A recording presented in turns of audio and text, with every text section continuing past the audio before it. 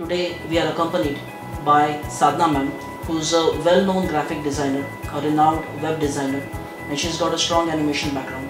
I must say Sadhna ma'am has got a very strong sense of aesthetics. A warm welcome to you as well. Thank you so much. As Arjun said, I'm from US. I'm from Los Angeles, staying there a pretty long time. My lifestyle in US is very active socially and my professionally too. And I'm basically from Pune.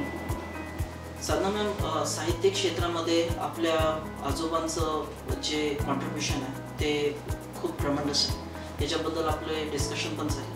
एकदा तुम्ही थोडं विस्तृत आम्हाला सांगा की त्यांचं कसं contribution आपलं साहित्य आहे, मराठी साहित्यात. मराठी साहित्यात त्यांचं कॉन्ट्रीब्युशन खूप, मला वाटतं खूप जास्त आहे की ज्यांनी महाराष्ट्राचा इतिहास उभा राहिला इतकं त्यांचं कामाचं महत्त्व आहे. त्यांनी त्यांची 5-6 अगदी महत्त्वाची मी शॉर्टमध्ये तुम्हाला सांगते. पहिलं त्यांचं काम अतिशय महत्त्वाचं की त्यांनी शिवाजी महाराजांचं सत्यचित्र शोधून काढलं.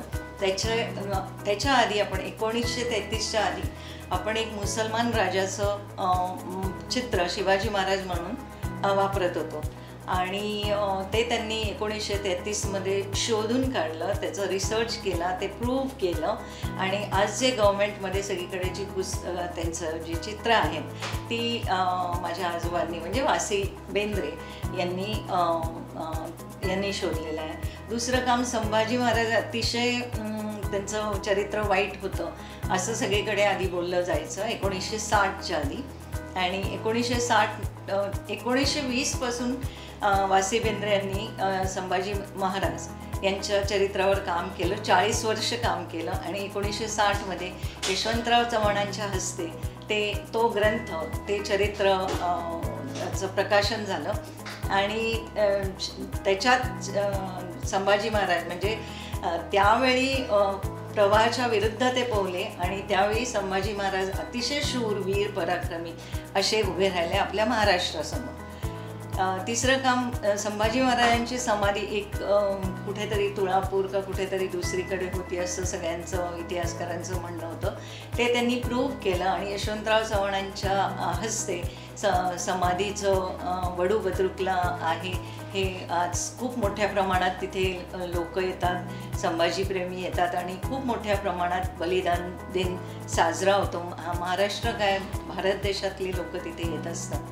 चौथं काम, त्यांनी पेशव्यांचं दप्तर होतं, त्या दप्तरात त्यावेळी 4 कोटी कागदपत्रं होती. ती कागदपत्रं त्यांनी त्याचं कॅटलॉगिंग केलं. त्या काळी त्याचं कॅटलॉगिंग केलं, आज आपण करतोय पण त्या काळी त्यांनी कॅटलॉगिंग केलं आणि त्याबद्दल त्यांना खूप मोठी शाबासकी मिळाली सरकारतर्फे. त्याच्यानंतर इंग्रजांनी 1938 साली त्यांना रिसर्च स्कॉलरशिप म्हणून दिली आणि इंग्रजांनी आपलं सगळं साहित्य, महाराष्ट्राचा सगळा इतिहास हा तिकडे घेऊन गेले होते. त्याचा रिसर्च करून त्यांनी ते परत आणलं आणि 25 खंड त्यांनी आपल्या महाराष्ट्राचे परत आणले आपल्या महाराष्ट्रामध्ये, आपल्या देशामध्ये आणि त्याच्यावर त्यांनी जवळजवळ 60 पुस्तकं लिहिली. आज 60 पुस्तकं त्यांच्या नावावर आहेत आणि महाराष्ट्रासाठी हा फार मोठा इतिहास आपण जपलेला आहे, ठेवलेला आहे. आज इतिहास संशोधक मंडळामध्ये तो आहे. मला प्रेरणा कुठून मिळाली त्यांच्या या अगाध कार्यावर काम करायची, तर मी UCLA म्हणून लॉस एंजलिसमध्ये युनिव्हर्सिटी आहे. या युनिव्हर्सिटीमध्ये त्यांची 3 ते 4 पुस्तकं इंग्लिशमध्ये जी आहेत ती तिथे मी बघितली. ती बघून मला खूप आनंद, खूप प्राऊड, खूप रडू असं सगळं आलं होतं. आणि त्यावेळी मग मी जाऊन लायब्ररीला विचारलं की ही पुस्तकं इथे कशी, ते तर तिकडचे आहेत आमच्या इंडियातले. तर त्यांनी सांगितलं की जे रेफरन्सेस ज्या हिस्टॉरियन्सचं घेतल्या जातात तर त्यांची पुस्तकं तुम्हाला ऑल ओव्हर वर्ल्ड मिळतील आणि ऑल ओव्हर USAच्या प्रत्येक युनिव्हर्सिटीच्या लायब्ररीमध्ये तुम्हाला ते बघता येतील. तर आणि त्यांनी मला एक लायब्ररीचं हे दिलं, त्याच्यात US चे प्रेसिडेंट त्यांच्या लायब्ररीमध्ये सुद्धा यांची 25 पुस्तकं आजही तुम्ही बघू शकता जी तिथे आहेत. सो त्यावेळी असं मला वाटलं की आपण याच्यात आपण पुढे कार्य केलं पाहिजे आणि त्यांचं काम पुढच्या पिढीसाठी आणलं पाहिजे. त्याच्यासाठी मॉडर्नायझेशन सगळं ई फॉर्मॅट किंवा केंद्र्स किंवा असं करता यायला पाहिजे मला. आणि ते हळूहळू मी काम सुरू केलंय तिथे.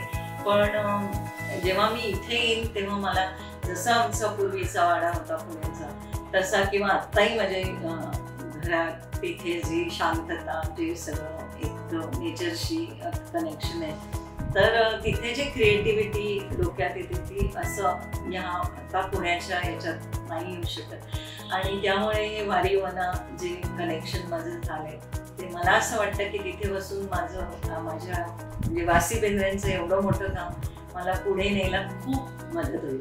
त्यामुळे थँक्यू सो मच.